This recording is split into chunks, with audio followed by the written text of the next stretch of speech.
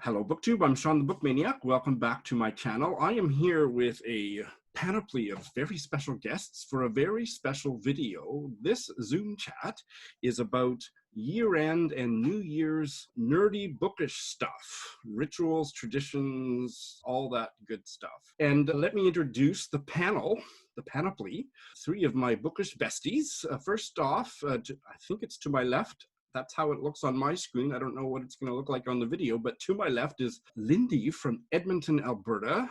Welcome back, Lindy. Hi, Shawn. And below her in the Brady Bunch squares here is Britta Bowler of Britta Bowler, the BookTube channel. Welcome back, Britta, darling. Hello, Shawn and Lindy and Tina. Hi. And to Britta's right is Tina Cover, the preeminent translator and reader extraordinaire. Hello, Tina. Hello. We are going to talk about year-end reading stuff, and then we're going to move into New Year's, beginning of the year reading stuff, and then we're going to talk about some books that we're planning to start the new year off with. So, what kind of year-end reading traditions or rituals or neuroses do you have? Well, I don't know that I have any year-end reading traditions per se, but I know that hopefully all of us are on a little bit of a break, and so I like to just spend as much time kind of just lying on the couch, reading and being cozy as I can. So I tend to buy a lot of books at this time of year, and especially ones that I'm really excited to read, and then I just luxuriate in having this nice big stack of books that I can just devote myself to without a lot of interruptions. I can just read for hours with a cup of tea. It's one of my favorite things. And I know that you just have come off a big translation project. Do I have that right? Well, I'm in the middle of a major sort of glut of work. I have just finished one book. I'm finishing another one today, if you can believe it or not, translating another one, finishing that today. Then I have another one to do immediately afterward, and then another one to do immediately after that. So I'm very busy until March. Okay, that's fabulous for us. Oh, these are the kind of problems you want to have. This is That's great, right. believe me. I'm not complaining. But it sounds like you're purposefully carving out some space to just luxuriate, which is a fabulous word, and enjoy some reading. You have to. You absolutely have to. Does that resonate with anybody else out there? Luxuriating resonates with me immediately. Yes. I have to incorporate that word and the actual activity. I'm indeed off work, so it's not like Tina. I'm off work and then she tells us that she just finished one book and she is working on another one. No, I'm actually not working this week, so I have time to luxuriate. But I do have some rituals. I like to finish what I'm reading before January 1st, so I don't like to, what they call, carry books over. I just don't, for some reason. So what I often do is, now today is the 28th. I have two buddy reads, which we will finish before the 1st of January. And then I want to read a book just for me, for myself. But then I tend to pick up a book that I have already read this year. So if I don't manage to finish it by the 31st, I can just put it away because I've read it already. So that is sort of a trick. And then, of course, you have all these rituals of statistics, looking up how many books you read and how many translated work. And I did very bad with translated work. Only read 15 or so this year. This is really bad. No, it's bad, Tina. It's bad. So I promise to do better next year. All that statistic stuff that I like at the end of the year, to look at what kind of books did you read and what was your favorite read and this kind of thing. It always makes me happy. That's awesome. So I'd like to spend some more time on would you call it a superstition, Britta, about not wanting to carry books over, or how would you describe that? Have you always had it? Yeah, it's more if you are sort of an anal obsessed person, you want to have a clean slate on the 1st of January, which is completely stupid because it's an arbitrary thing that we celebrate this day of New Year's. But for me, it's like the clean slate, and the book card is empty for January, and then January 1st I put new books in there and I start a new book, and the first read of the year, it's all in my head. Nothing to do with superstition. It's more this idea, year end, you clean out your fridge, you clean out the books. I always clean out my closet as well, the clothes, these kind of rituals to start fresh. I very much relate to the idea of starting fresh, and I even have that at various stages, more pronounced than others, where even on a monthly basis, I like to start fresh. But if I have a long-term buddy read, like I often read short story collections as a buddy read, where it's one short story a week, and I have maybe only one of those that's definitely going to carry over into the new year. I'm okay with that. But in terms of stuff that I'm reading myself, I very much want to finish everything up by New Year's Eve. And I have now calculated how much reading that's going to be for the next, now 3 days. I actually have nothing else to do, but it's worse than I am. You're calculating the reading time. Yeah, I realize it's going to be a bit of a reading marathon, and maybe I won't get there, but I want to. That's so funny. Yeah, because we're going to talk in a little while about New Year's stuff, and I've got my January TBR and some New Year's resolutions, and if I carry any of these over, it's going to just screw that all up. So how does this resonate with you, Lindy? I have monthly things that I do, mainly that at the end of each month, I look at my highlights of which books that I read that month, because I usually have about 30 books. I read about a book a day, and I put a post on my book blog, which were my favorites. I'm really old school. We're going to link all that below for everybody, whatever they got. Yep, Twitter and then at the end of the year, so at the end of December, I also look at my favorite books of the entire year and do a post about that, which I've done. It means that I'm ignoring the ones that I'm going to read from now till the end of the year. So sometimes cut off. I'm nervous because maybe, the very best book is still to come. And also often the book that I'm reading or have just finished reading in my mind is the very best book. So I'm also doing stats. And this is just for me, so that I can compare year to year how diverse my reading is, because I have a general goal to read as diversely as possible. But these are the books that really make me feel good too, that I feel like I've expanded my worldview. And so that's what I'm always looking for. And it's just kind of fun to be making pie charts and all that kind of stuff with my reading. So there's a lot going on at the end of the year. And so what I end up doing often is the several books that I've got on the go at the moment, I want to stretch them out until January. So that's when I'll count them, because they don't fall into the stats for 2020. So you have that time to kind of digest. I'm having that issue with a book that I'm doing on audio, and it's so close to the end of the year, and it's feeling like it could be my book of the year, but I'm just not, it's too close. Like I need space for it to breathe in my consciousness. So it may be a contender, a late 2020 contender for my 2021 book of the year if nothing eclipses it, but it's so close to the end that I just, it feels weird.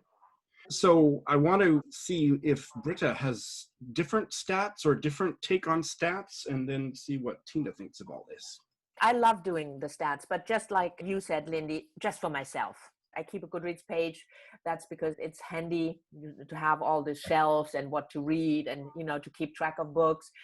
But the whole statistic thing is just for me. And I'm old school, analog as well. So I do it in a bullet journal, counting how many, authors of color did I read? How many nonfiction versus fiction did I read? How many translated works did I read, from which languages, which countries? I love the statistics thing, but it's also like what you said, Lindy, to see which books I felt really broadened my horizon, or did I read a lot of South American books, then maybe next year focus a little bit more on Asian countries, stuff like that. And then, of course, I forget all about it when the new year starts, and then I'm just reading what I feel like. But I like to sort of categorize the reading at the end of the year just for my own pleasure. And you do videos with some year-end tops and flops. Yeah, I do that, but that's only, I do 2 videos most of the time. One is a sort of a backlist video. Yep. I put that up end of December, and then the next one on a Wednesday or something. So I do fiction and nonfiction all together in the top, and I only do a top 3, and I'm not ranking them. It's just the 3 books that stayed with me the most, that I favor.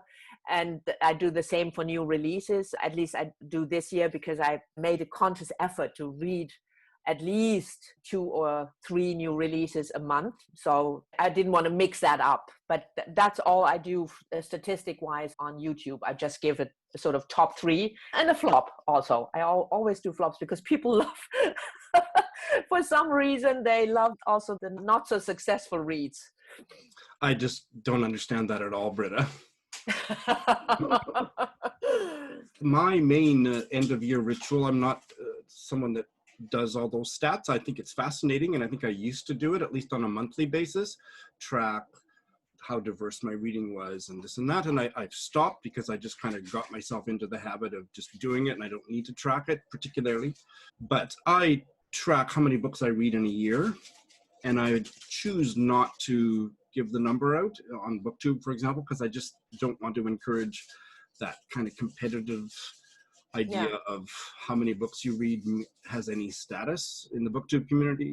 I read a lot of books. I don't think I read as much as probably anybody else. In this particular chat, I don't publicize it, but I track it for myself. And if people want to go and snoop around my Goodreads, if they go to the main part of Goodreads, it's not an accurate count because it doesn't subtract the bales. So I have a separate one that's minus the bales, but I just don't promote it. But what I do, this will be the 3rd or 4th. I think this year will be the 4th. I'm not sure. Anyway, it'll 3rd or 4th Besties and Worsties video. Oh, I love that video. I love that video. Yeah. Actually, that's the first comment you ever left on my channel, Britta, was on my first Besties and Worsties video.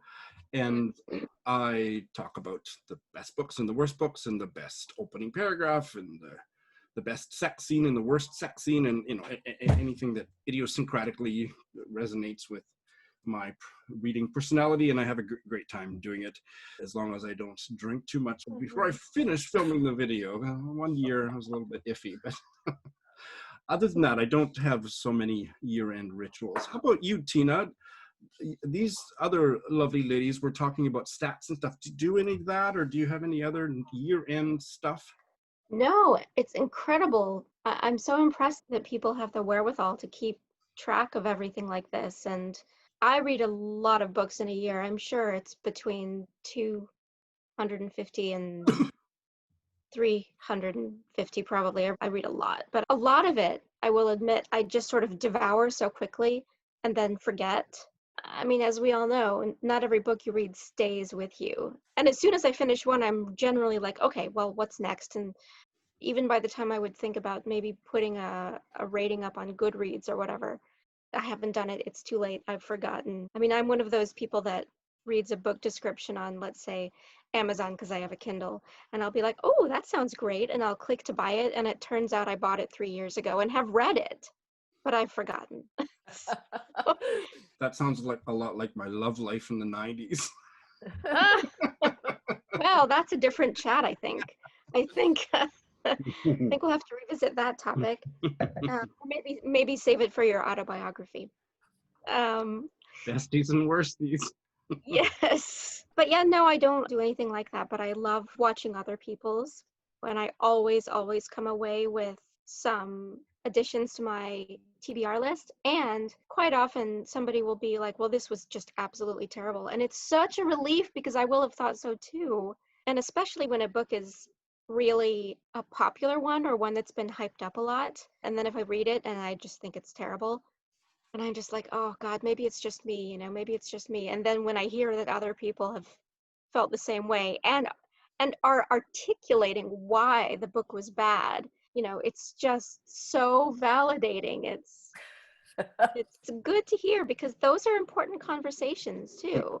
I would like to think that publishers, especially ones where you have a lot of new people, young people who are keeping an eye on BookTube and Bookstagram and stuff like that, I would like to think that they're taking note just as much of the criticisms as they are of the exaltations. Not every book is good, and there's no reason to pretend. You would hope that they would. I completely understand what you're saying about the devouring. And I think that's why I keep track, because then at least at the end of the year, when I go through the list, oh, I don't remember this. What was this about? Oh, yeah. At least I know it's there somewhere kept. Yeah. Because I mean, when I go to my bookcase, I'm pointing that way because this is nonfiction workbooks and stuff. But when I go to the fiction and then I take a book out and I know I read it because otherwise it wouldn't be in the bookcase. No memory whatsoever. Yeah. And it can even happen that I then reread it and I go 2/3 of the book until it clicks and then I know how it ends. But sometimes even that doesn't happen. I have to actually read till the end. So I think that is one of the reasons to sort of wanting to keep track. I just forget stuff. That's why I started keeping track.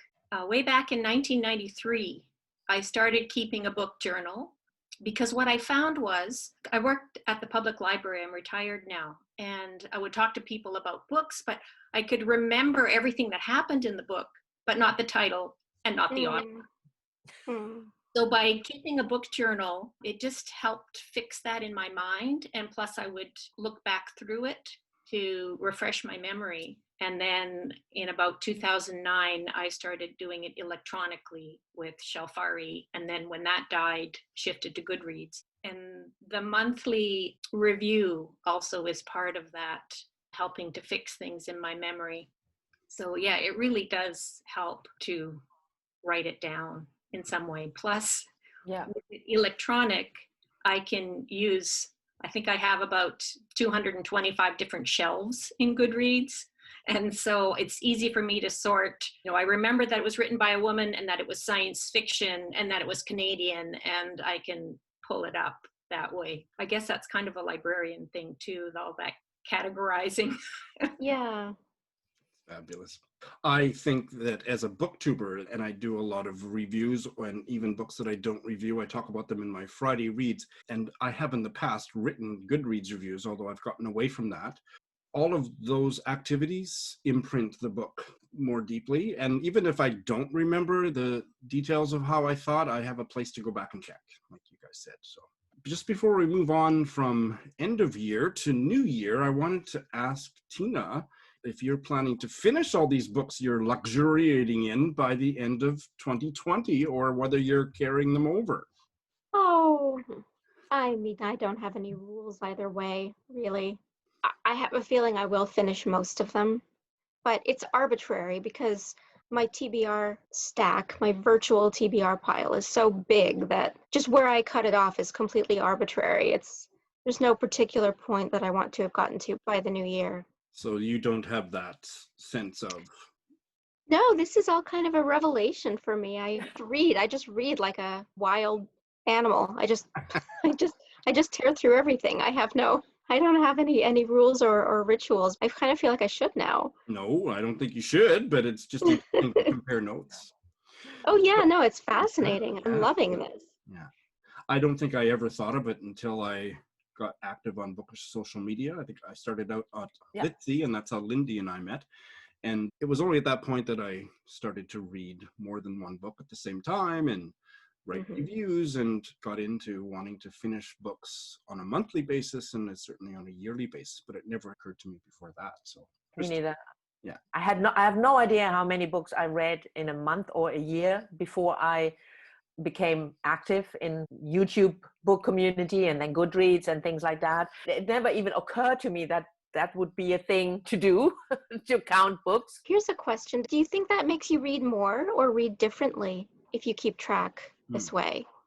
Not read more. I don't think that has any influence. The amount of reading really depends on how much time I have to read. But what it did do is that I realized things that I hadn't realized before. We were talking about translated work, and I always thought I read a lot of translated work because a lot of translated work sticks in my mind, and it's always ending up in the best of. And when I started counting, I realized, well, It's not that much, actually. You read probably one, maybe two of the books you read in a month is a translated work. So it's more that you realize things are maybe not quite as you thought that they were.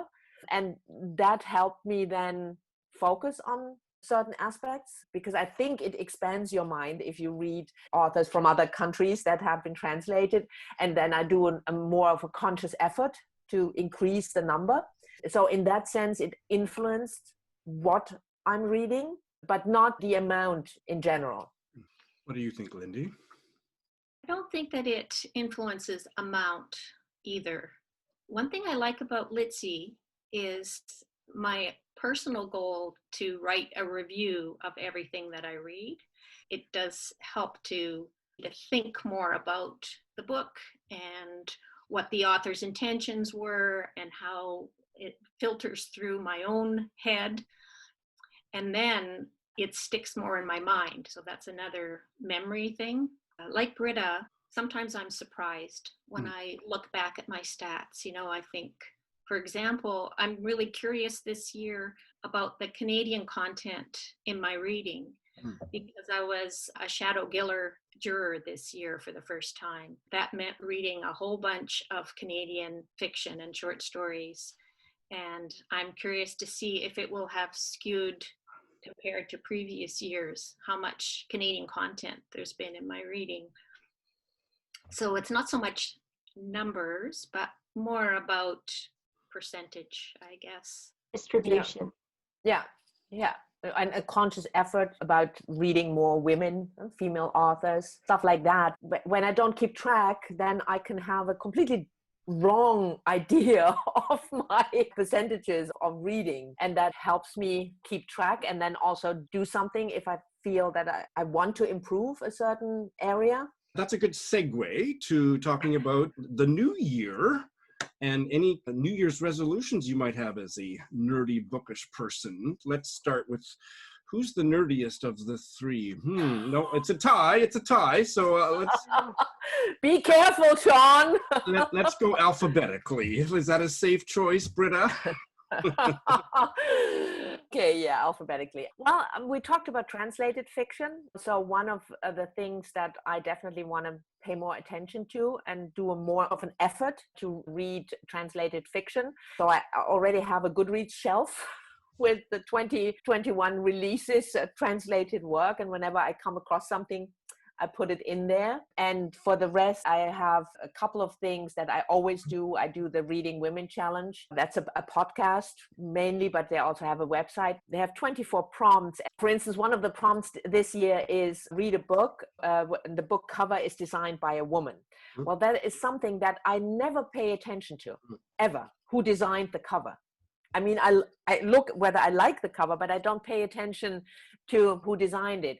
So I do this challenge every year because it also expands my way of looking at books. And the translated fiction is certainly something that I want to do better. Tina, I promise, I'm going to do better. And that's fabulous that you mentioned the Reading Women Challenge and the Reading Women podcast, because that's like this 5 degrees of separation between all of us. Tina has been a guest on the Reading Women podcast, and Lindy and I got to know Kendra Winchester on Litzy, and Britta knows Kendra through BookTube. So Kendra and I are doing a buddy read, an Alice Munro buddy read in January. So yes. Actually, I wasn't going to make any stupid jokes about BLT, Britta, Lindy, Tina, but I just did it. So I'll decide whether I'll edit it out later. But let's go to Lindy. I like it. BLT. I actually don't have any New Year's book resolutions or any kind of resolutions. Yeah. It's just not your thing? Like you never have done that? Because you make all these stats at the end of the year, but it doesn't kind of translate into... Another thing that I've started doing at the end of the year, so for the past 4 years, is I look at reading challenges. The one that I look at the most is the Book Riot Read Harder Challenge, except that I look at last year, so 2020. So people have been using that challenge throughout this past year. But I don't look at it until the end of the year. And then I look at it and see, how well did I do without having this challenge in front of me? Mm-hmm. How does my reading compare?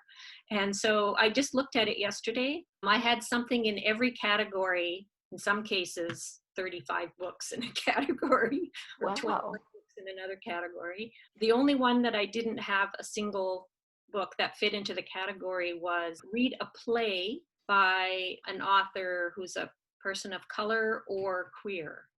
And normally I read at least one play a year, but it's usually Shakespeare. This year I didn't read any plays. Well, there's your queer playwright.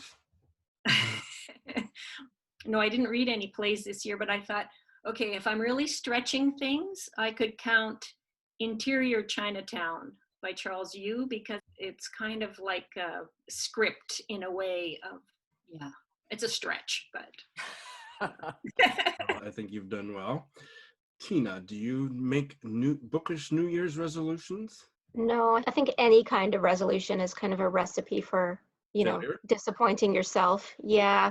So I don't. I do have my big pile still to be read, and I've got several big, exciting books coming out this year, translated by friends. So I'm certainly going to make a point of reading those. So that, as far as resolutions go, that would be the closest thing for me. Okay, great. And we're going to be talking about books in just a minute.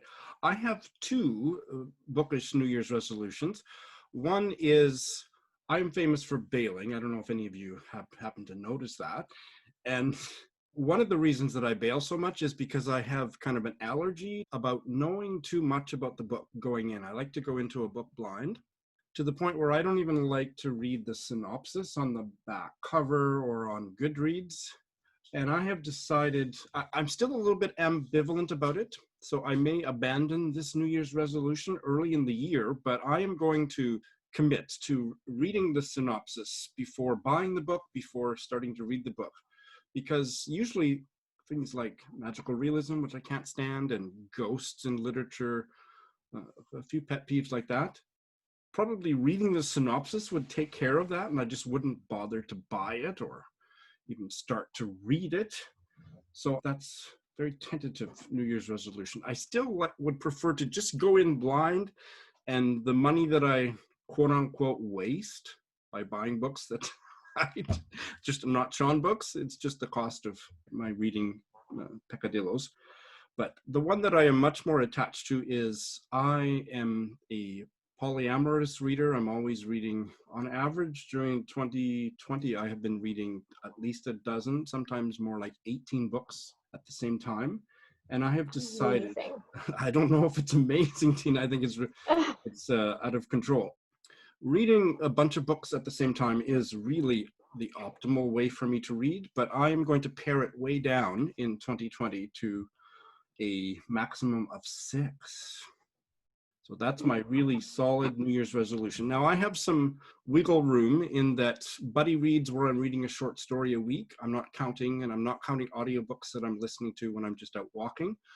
So there is some leeway, but otherwise 6 books max, because it doesn't happen often, but it does happen that when I have 18 books or 15 books that I'm reading concurrently, that one gets put to the side for like 2 weeks, 3 weeks, 4 weeks, and then I kind of lose the thread of it, and that is counterproductive. So I'm going to try paring that down while still keeping the model, because it really does work for me to put a book down and pick up another book and then just cycle through them. And there's something about picking the book back up the next day and having to kind of pick up the strands of the narrative and page back and stuff that imprints the book more deeply. But maybe it's the disappearing brain cells as I age. I used to say dozen was my sweet spot, but I'm going to try 6 and see if that goes better. So to conclude this fabulous year-end, beginning of the year bookish chat, we're going to talk about a couple books that we're planning to start the new year with. And why don't we start with, let's go reverse alphabet. Tina. Okay, well, I will tell you the one that I am about to read, and that is the latest in the series of murder mysteries. Sorry, Shawn. Set in set in Iceland. by Ragnar Jonasson. And the one that I've just finished is called Whiteout, and that was translated by Quentin Bates. But the next book in the series is coming out, or it's just come out in the US and Canada maybe, but I don't think it's quite out here, translated by David Warrener, who's Canadian, translated from the French actually. I'm excited about that. That's kind of the next one in my pile.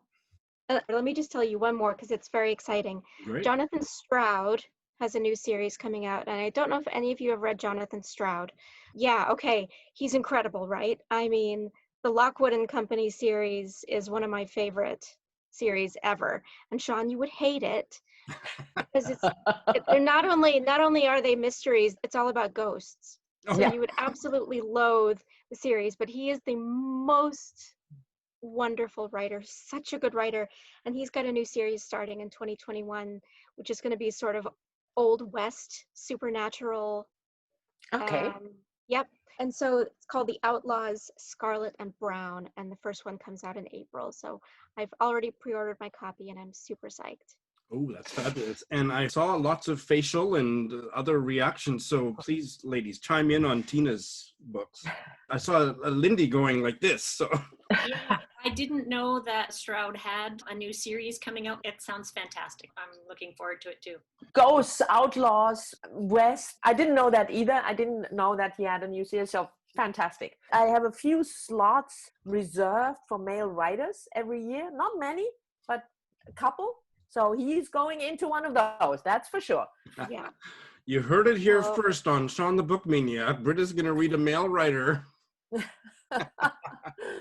Lindy, what have you got? Tell us about a couple books. I'm really looking forward to Allie Smith's final book in the seasonal quartet. Mm-hmm.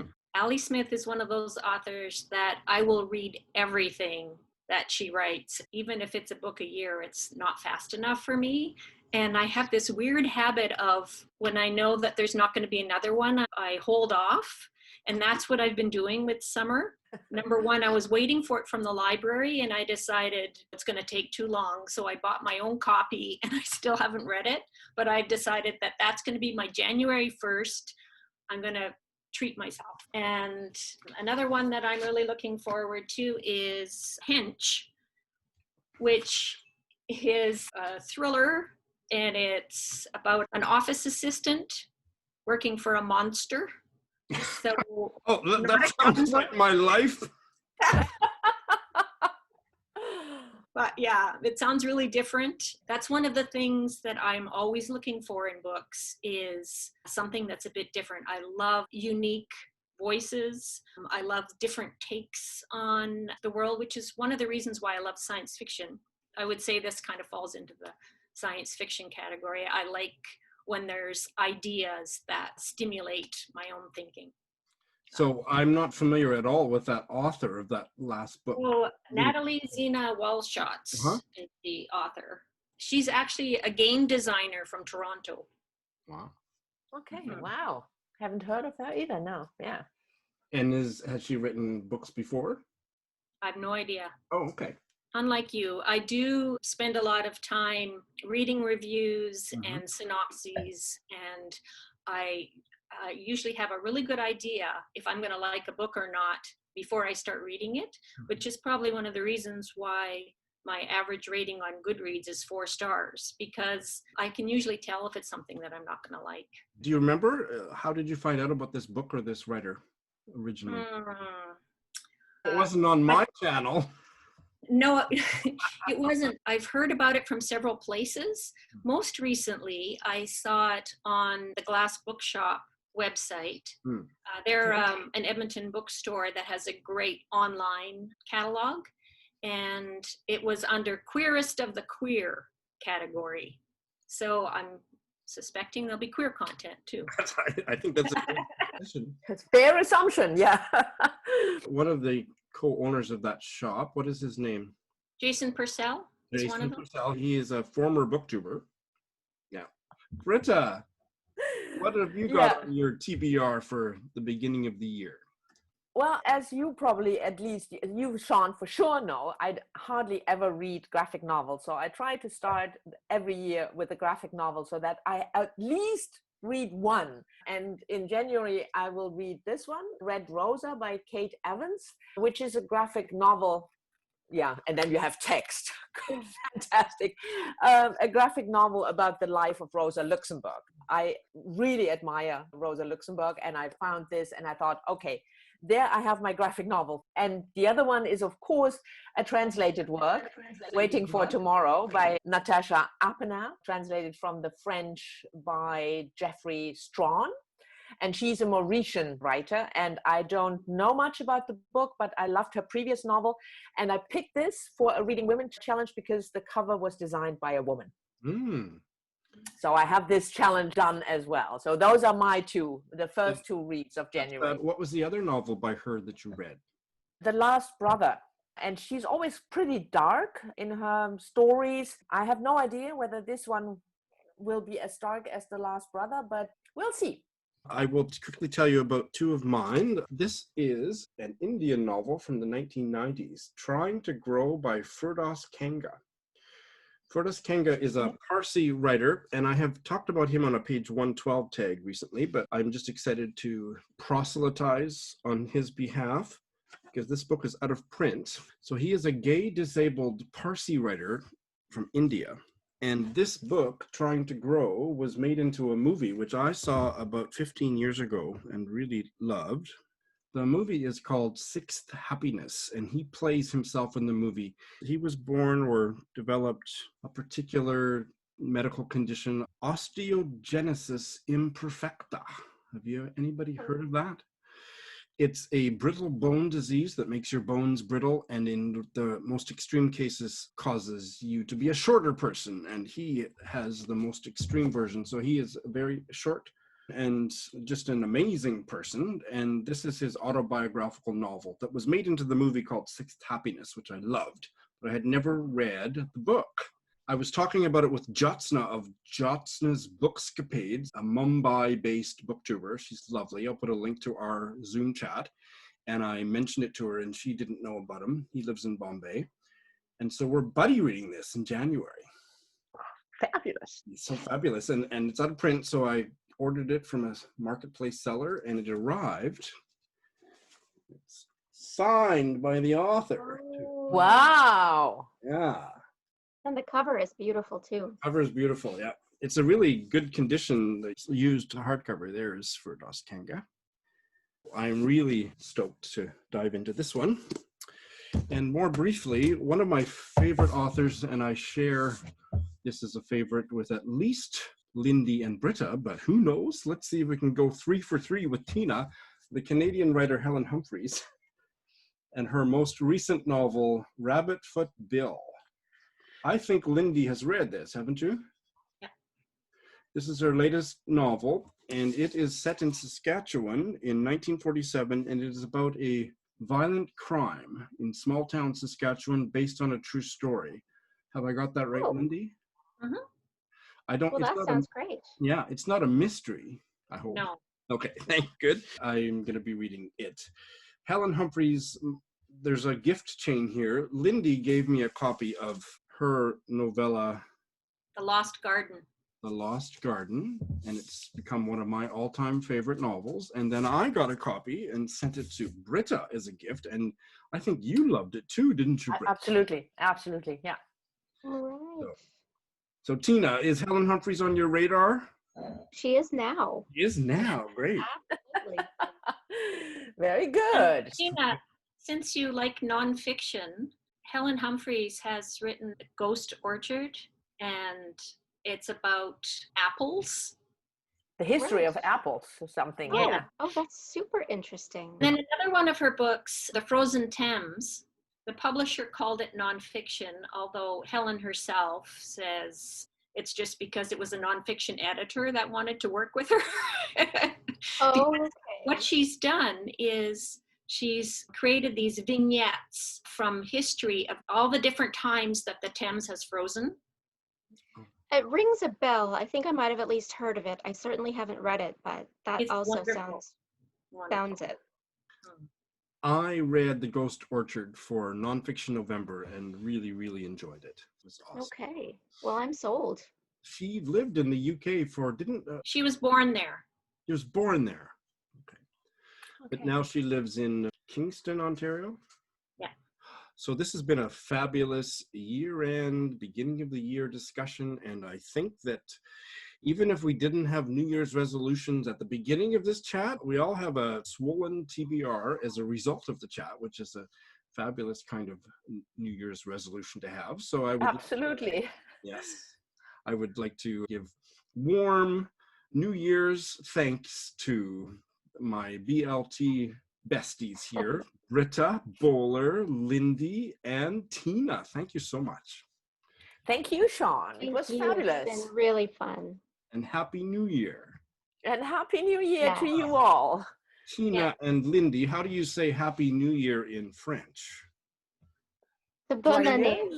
Bonne Bonne année. année. Bonne année. And Bonne année. in German and Dutch, Britta? Een gutes neues jaar en een goed nieuwjaar. Okay. And in Canadian, pass me another beer. No Japanese. You should go with the Japanese. Well, I don't know what you say before New Year's. Kenji, what's the greeting to wish Happy New Year before New Year's? Not Akimeshite omedetou gozaimasu, but the other one. Can you pick your head around just for a minute and teach us? Maybe two kind of way, Uh-huh. but it's easy one is yoi otoshi o. Yoi. Yoi otosyo. Yeah, it means the good new year. Like Mhm. Good New Year. have a good new year. Okay. Mhm.